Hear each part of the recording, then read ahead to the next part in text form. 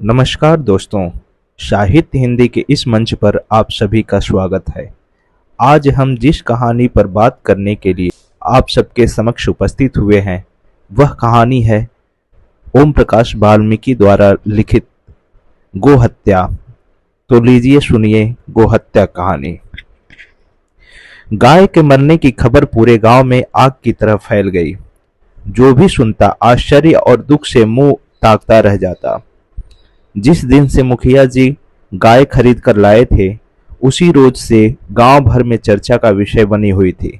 छोटे छोटे सींग वाली गाय थी भी खूबसूरत, कद काठी की मजबूत, दुधारू।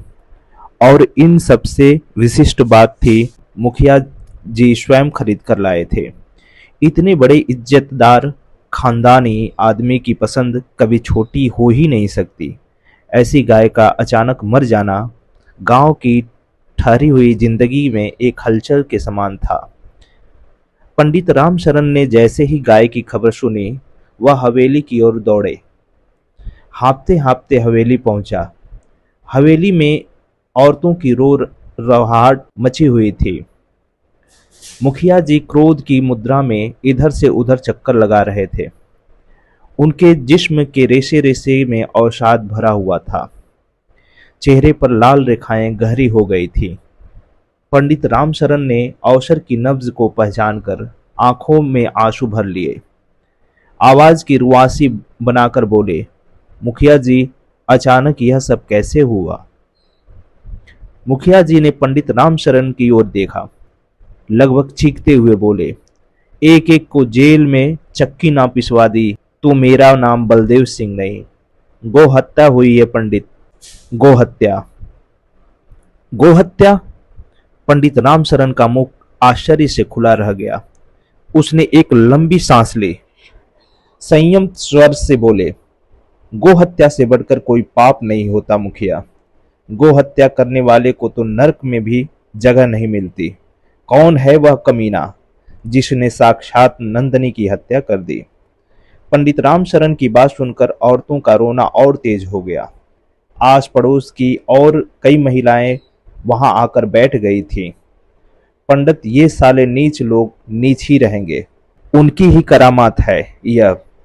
इस गांव में दीन ईमान तो अब रहा ही नहीं गया। आज गोहत्या हुई है, कल किसी बच्चे की हत्या होगी।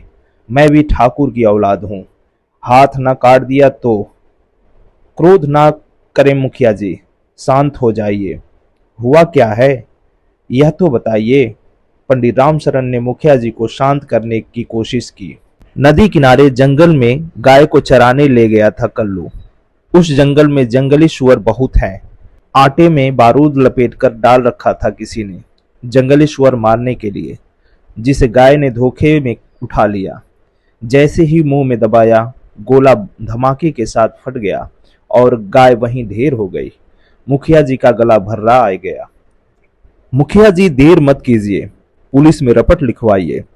दरोगा जी से तो आपकी उठ बैठ है, कमीनों को खोज ही लेंगे। पंडित रामशरण ने मुखिया जी को सलाह दी। पुलिस में तो मैं बाद में जाऊंगा पंडित, पहले तो मैं ही उन हरामियों को सजा दूंगा पूरे गांव के सामने। उनकी कनपट्टी की नसें तन गई। कुछ देर रुककर बोले, यह उसी का काम लगता है। मेरी गाय तो गई पंडित, उसे भी कहीं का नहीं छोड़ूंगा। मुखिया के जेहन में सुक्का का मरियल चेहरा घूम गया।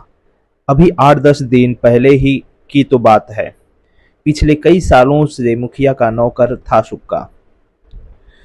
तब से जब उसके होठों पर रोए भी नहीं फूटे थे। खेत खलिहान से लेकर घर बार के सभी काम सुक्का पर पूरी तन्मयता से करता था। मुखिया जी की किसी भी बात का उसने कभी विरोध नहीं किया। वह बोलता बहुत कम था, लेकिन 2 महीने पहले जब से उसका ब्याह हुआ, तब से उसमें बदलाव आ गया था। उसके चेहरे पर छाई खामोशी कोहरे सी छट गई थी। दुल्हन को ऐसे सजो कर रखता जैसे कोई बेशकीमती हीरा अचानक उसकी झोली में आ गिरा हो। उसकी दुल्हन थी भी वैसी ही। उसने आते ही सुक्का के सोए आत्मविश्वास को जगा दिया था। अनपढ़ होते हुए भी अच्छे बुरे की पहचान करा दी थी। और यही वजह थी कि अचानक मुखिया उसे क्रूर और घृणित दृष्टि से देखने लगा था। शुक्का की दुल्हन के रूप रंग और स्वाभिमानी स्वभाव की चर्चा मुखिया जी के कानों तक पहुंच चुकी थी। वे उसे देख लेने को आतुर हो उठे थे। उस दिन दोपहर के समय शुक्का खेत से चारा लेकर आया था। गाय भैंसों को चारा खिलाने की तैयारी में व्यस्त था। मुखिया जी ने उसे टोका, शुक्का तेरी लुगाई को आए 2 महीने हो गए और वह अभी तक हवेली नहीं आई। शुक्का ने कनखियों से मुखिया जी की ओर देखा। शायद मुखिया जी के मनोभाव ताड़ना चाहता था। वह कुछ नहीं बोला। उसे चुप देखकर मुखिया जी की त्योरियां चढ़ गई। अबे कान में तेल डाल रखा है क्या, या भांग पी रखी है? मैंने कुछ पूछा है तुमसे? शुक्का चुपचाप काम में लगा रहा। मुखिया जी का धैर्य छूटने लगा। शुक्का को डांटते हुए बोले, क्यों बे गूंगा हो गया है क्या, या तेरी लुगाई ने कुछ जादू कर दिया? कल उसे हवेली भेज देना, मुखिया जी ने आदेश दिया। मुखिया जी के बदलते तेवर देखकर शुक्का काम रोककर खड़ा हो गया। शब्दों को मुंह में चबाते हुए बोला, वह हवेली नहीं आएगी। हवेली नहीं आएगी? तू जानता है क्या कह रहा है? मुखिया जी को लगा जैसे उसके सामने शुक्का नहीं कोई अजनबी खड़ा है जो उसके वजूद को नकार रहा है। मुखिया जी की आंखों से चिंगारी झरने लगी। भ्रुकुटी की वक्र रेखा गहरा गई। औकात में रह शुक्का, उड़ने की कोशिश ना कर, बाप दादों से चली आई रीत है। शुक्का के भीतर बैठा कमजोर आदमी करवट बदल रहा था। उसने कमजोर पड़ते साहस को समेटा और बोला, मुखिया जी काम करता हूं तो 2 मुट्ठी चावल देते हो, वह हवेली नहीं आएगी। कहकर वह हवेली से बाहर हो गया। शुक्का का इस तरह चले जाना मुखिया जी के अहम को आहत कर दिया, जैसे यह चुनौती थी। मुखिया ने इसे अपमान समझा। उसके भीतर प्रतिशोध की भावना घर कर गई। उस दिन का घाव आज अचानक ताजा हो उठा। उन्होंने पंडित रामशरण से कहा, पंडित सरपंच को बुला कर लाओ, इन हरामजादों के सिर कुचलने हैं, गोहत्या का मामला है। अगले दिन पंचायत बैठी, मंदिर के चबूतरे पर। मुखिया, सरपंच, पंचायत के दूसरे सदस्य। मामला गोहत्या का था, इसीलिए समूचा गांव इकट्ठा हो गया। प्रत्येक परिवार के एक एक व्यक्ति आया था। बामन, राजपूत चबूतरे पर बैठे थे। चमार, मेहतर, नाई, धोबी, कहार सब चबूतरे से नीचे। पंडित रामशरण मुखिया जी के बराबर में बैठा हुआ था। वह धुला हुआ रामनामी ओढ़कर आया था। माथे पर लंबा सा टीकर दूर से ही दिखाई पड़ रहा था। सरपंच उम्र में सबसे बड़ा था। झुर्रियों वाले चेहरे पर सफेद मूछें आज कुछ ज्यादा ही नुकीली बनाई गई थी। मुखिया ने खड़े होकर नम्रता से कहा, भाइयों, पंच परमेश्वर, पंचायत के सदस्यों, कल जो कुछ भी हुआ वह इस गांव के माथे पर कलंक है। ऐसा घृणित काम करने वाले राक्षस को सजा देना पंचायत का काम है। गौ हत्या हमारे शास्त्रों में निषिद्ध है। मैं इस पंचायत का मुखिया हूँ। आप लोगों ने ही मुझे मुखिया बनाया था, लेकिन आज इस पंचायत में अपनी जगह सरपंच जी को बैठाता हूँ, क्योंकि आज का केस मेरा है। मुझे न्याय चाहिए। मुझे सरपंच जी पर पूरा भरोसा है। पंडित रामशरण ने मुखिया जी की बात का समर्थन किया। भाइयों, मुखिया जी सच्चे और ईमानदार आदमी हैं, इसीलिए अपना केस सरपंच जी को सौंप दिया। गौ हत्या महापाप है, पूरे गांव का प्रायश्चित करना पड़ेगा, इसीलिए जरूरी है कि उसे सजा दे जिसने यह पाप किया है। शास्त्रों की बात कभी झूठी नहीं होती। शास्त्रों में मां कहा गया है गाय को। मां की हत्या को कड़ी से कड़ी सजा मिलनी चाहिए। पंचों में परमेश्वर का वास होता है। पंच जो निर्णय देंगे वह सबको मान्य होगा। पंडित रामशरण की बात का असर होना लाजमी था। लाला शिवदयाल परचून की दुकान पर अपनी पत्नी को बैठाकर आए थे। उन्हें दुकान पर लौटने की जल्दबाजी थी, इसीलिए उतावलेपन से पूछने लगे, यह तो पता चले वह हत्यारा है कौन? भीड़ ने लाला की हाँ में हाँ मिलाई। सरपंच ने भीड़ को शांत करने का इशारा किया। मुखिया जी की ओर मुखातिब होकर बोले, मुखिया जी, आपका शक किस पर है? मुखिया जी ने दृढ़तापूर्वक कहा, उन लोगों पर जो नदी के किनारे घने जंगल में जंगली सुअर मारने जाते हैं, आटे में बारूद लपेट कर रख देते हैं, जंगली सुअर का शिकार करने वाले ही मेरे गाय के हत्यारे हैं। उनका नाम बताइए मुखिया जी। सरपंच ने बात आगे बढ़ाई। भीड़ में सन्नाटा छा गया। नाम जानने के लिए सभी उत्सुक थे। अब मैं क्या बताऊं सरपंच जी, उन्हें तो सारा गांव जानता है। मुखिया जी ने लंबी सांस छोड़ते हुए कहा। फिर भी नाम तो बताना ही होगा। सरपंच ने फिर से अपनी बात दोहराई। सरपंच जी, अच्छा तो यह होगा कि वे खुद उठकर खड़े हो जाएं और अपना पाप कबूल कर लें। मुखिया ने सरपंच की ओर देखते हुए जोर से कहा, ताकि भीड़ का प्रत्येक व्यक्ति सुन ले। भीड़ में खुसुर पुसुर होने लगी। सभी के मन में एक ही सवाल बार बार दस्तक दे रहा था, किसका है यह काम। काफी देर तक भी जब कोई खड़ा नहीं हुआ तो मुखिया ने चीखते हुए कहा, ये लोग धर्म ईमान क्या जाने, साले नीच पैदा हुए हैं तो नीच ही रहेंगे। इनकी तो चमड़ी उधेड़ कर भूसा भर देनी चाहिए। बलेसर, जोखू, रघु, चिमड़ा और ये सुक्का, इन पांचों में से किसी एक का हाथ है। उन पांचों के चेहरे पर हवाइयां उड़ने लगी। अचानक अपना नाम सुनकर वे घबराए। भीड़ में शोर मच गया। हर किसी की आंखों में पांचों के लिए अपमान और घृणा भर गई। गो हत्या की है इन लोगों ने, अक्षम्य अपराध। सुक्का की मानसिक स्थिति तो और भी दयनीय हो गई थी। उसकी भवें तन गई थी, होंठ कसकर बंद हो गए थे, जबड़े तो ऐसे खींच गए थे कि उसका चेहरा बुरी तरह ऐंठने लगा। उसने महसूस किया जैसे रस्सी का फंदा उसकी गर्दन पर लपेटने ही वाला है। उसे मुखिया की आंखों में शैतानियत दिखाई दी। 8-10 दिन पहले का पूरा घटना चक्र उसकी आंखों में ताजा होकर भाप की तरह उड़ गया। उसके भीतर गहन पीड़ा थी। चमकते सूरज की रोशनी में उसने आंखें खोलकर आसपास बैठे लोगों को देखना चाहा, किंतु किसी का चेहरा साफ दिखाई नहीं पड़ रहा। धुंधले चेहरे की भीड़ में उसने पंचायत से फरियाद की, माई बाप, मैंने तो आज तक कभी जंगली सुअर का शिकार नहीं किया, ना ही मुझे बारूद का पता है कैसा होता है। मैंने गौ हत्या नहीं की है। उसके भीतर का रोष प्रबल आघात की तरह बाहर आने से पहले ही भयातुर हो गया था। बारी बारी से पांचों ने इसी तरह की सफाई दी, गिड़गिड़ाए, रोए, लेकिन मुखिया की डांट के सामने उनकी आवाज दब गई। सरपंच ने पांचों से कहा, सच सच बताओ, जंगल में बारूद किसने रखा था? पांचों ने एक साथ कहा, हमें नहीं मालूम हुजूर, हम निर्दोष हैं। जिसने भी यह काम किया है वह अपना जुर्म स्वीकार कर ले तो सजा कम हो सकती है। सरपंच ने फिर एक बार अपील की। इस अपील के बाद भी जब किसी ने हामी नहीं भरी तो सरपंच ने अपना फैसला सुनाया। तो ठीक है, ये 5 पर्चियां हैं।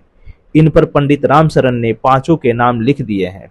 इन्हें मैं इस तांबे के लोटे में डाल रहा हूँ। जिसके नाम की पर्ची निकलेगी वह गौ माता का हत्यारा होगा। सरपंच की बात से चारों ओर फिर एक खामोशी छा गई। कहीं से कोई विरोध नहीं हुआ, कोई सवाल नहीं पूछा गया, जैसे समूचा वातावरण को सांप सूंघ गया हो। लोटा हाथ में लेकर सरपंच जी खड़े हो गए। पंडित रामशरण से एक पर्ची निकालने के लिए कहा गया। पंडित जी उठे, खड़े होकर जोर जोर से गायत्री मंत्र का जाप किया। फिर चारों दिशाओं को प्रणाम करके लोटे से एक पर्ची निकाली। पर्ची पर लिखे नाम को जानने के लिए सभी उचक उचक कर देखने लगे, जैसे दूर बैठे लोग पर्ची पर लिखे नाम को पढ़ लेंगे। पंडित रामशरण ने पर्ची पर लिखे नाम को जोर से पढ़ा, सुक्का। भीड़ ने सुक्का की ओर देखा। अपना नाम सुनते ही सुक्का कांप उठा। उसका आत्मविश्वास बिखरने लगा। उसने गिड़गिड़ाकर सरपंच से न्याय की गुहार की। सरपंच जी, आप में भगवान बसते हैं, न्याय करो महाराज। मैं निर्दोष हूँ। मैंने गौ हत्या नहीं की है। मैं भगवान की कसम खाता हूँ, मैंने गौ हत्या नहीं की है। मैं निर्दोष हूँ। मैं कभी सुअर मारने उस जंगल में नहीं गया। मुझ पर गोहत्या का इल्जाम मत लगाओ सरपंच जी। उसके शब्द टूटने लगे, आवाज धीमे पड़ने लगे। उसके गिड़गिड़ाने का कोई असर नहीं हुआ। भीड़ में सन्नाटा छाया हुआ था। बलेसर, जोखू, रग्गू और चिमड़ा इल्जाम से बरी हो जाने से खुश जरूर थे, लेकिन सुक्का के फंस जाने से गमगीन भी थे। सुक्का ने कभी किसी का बुरा नहीं किया, फिर भला वह गौ हत्या क्यों करेगा? इस बात को वे अच्छी तरह जानते थे, लेकिन पंचायत का विरोध करने का समर्थन उनमें नहीं था। वे चुपचाप घुटनों पर सिर टिकाए जमीन को घूर रहे थे। पंचायत में सजा के लिए सलाह मशविरा होने लगा। बहस मुबाहसे के बाद सरपंच ने फैसला सुनाया, गौ हत्या का मामला है और आंखों देखा कोई गवाह भी नहीं है, इसलिए ऐसी सजा दी जाएगी जिससे सुक्का बच भी सकता है। हल में काम आने वाले लोहे की फाल को आग में तपाया जाएगा, जिसे दोनों हाथों में थामकर सुक्का गौ माता कहता हुआ 10 कदम चलेगा। यदि सुक्का ने गौ हत्या नहीं की है तो गर्म लोहे की फाल उसका कुछ नहीं बिगाड़ सकेगी। ठीक वैसे ही जैसे अग्नि परीक्षा में सीता माता का कुछ नहीं बिगड़ा था, क्योंकि सीता माता पवित्र थी, ईमानदार थी। यदि सुक्का निर्दोष है तो आग में तपा लोहा भी सुक्का को नहीं जला सकता। यह पंचों का फैसला है। पंडित रामशरण ने सरपंच की बात का समर्थन किया और फैसले को धर्मसम्मत कहा। सुक्का का चेहरा निर्जीव होने लगा था। उसने मुखिया की ओर देखा। उसके कानों में सरपंच के शब्दों से ज्यादा मुखिया के होठों में छिपी हंसी की अनगूंज सुनाई पड़ी, जो कह रही थी, देख लिया बच्चों, हमसे उलझने का अंजाम। मुखिया उसे भयानक चेहरे वाला राक्षस दिखाई दे रहा था, जिसके लंबे लंबे नाखून उसकी गर्दन में घुस रहे थे। सुक्का ने विरोध करना चाहा, लेकिन शब्द घुटकर रह गए। आंखों के आगे अंधेरा छा गया। होठ खुश्क होकर सिर्फ फड़फड़ाए। देखती देखते लपटे लकड़ी और सूखे घास फूस का ढेर लग गया। सूखे घास में माचिस की तिल्ली लगाते ही आग सुलग उठी। बड़े बूढ़े, बच्चे, जवान आग के पास सिमट आए। हर कोई इस बात का भरसक प्रयत्न कर रहा था कि वह सबसे आगे खड़ा हो। ढेर से आग की लपटें ऊपर उठने लगी। मुखिया के हल की फाल आग में डाल दी गई। आग की हंसती खेलती लपटें आसपास खड़ी आकृतियों से पीछे हटने लगी। भीड़ की आवाज, हो हल्ला, लपटों की सरसराहट और लकड़ियों के चटखने में विलीन होने लगी। हल की फाल का रंग धीरे धीरे लाल रंग में बदलने लगा, रंग जिसे आग ने लोहे के भीतर उतार दिया था। ऊपर उठती लपटों से सुक्का की एक एक सांस डूब रही थी। लाल पीली लपटों का रंग सुक्का के भीतर दहशत भर रहा था। उपलों की आंच धीमी न पड़ जाए, इसीलिए आग में सूखी लकड़ी डाली जा रही थी। फाल को तपाने के लिए जुम्मन लोहार को बुलाया गया था। जुम्मन लोहार जैसा कारीगर आसपास के इलाके में नहीं था।